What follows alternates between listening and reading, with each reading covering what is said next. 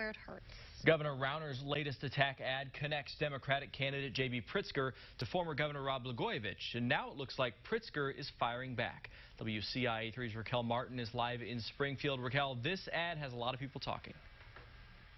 Definitely, Aaron, and it's probably one of the most aggressive attack ads we've seen on TV for this election so far, and it's only January, and mind you, J.B. Pritzker isn't the nominee for the Democratic Party, but it looks like Rauner might want to keep it that way.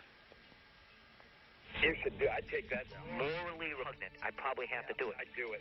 An FBI wiretap conversation made in secret back in 2008, now a decade later on TV screens throughout Illinois.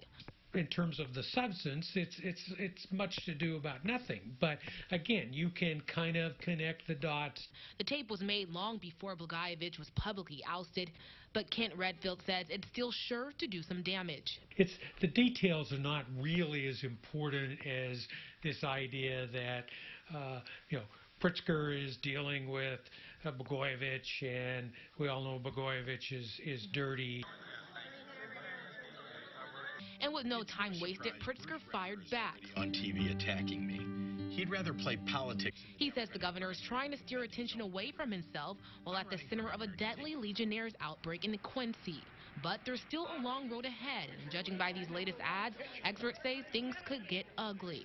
It's going to be all negative, and you've got people with basically unlimited resources.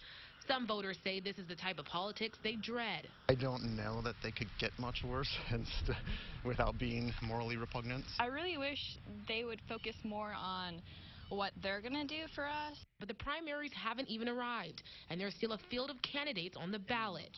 Senator Daniel Biss and Chris Kennedy are still in it for a win. Biss dropped his first TV ad this week. Kennedy debuted his back in November.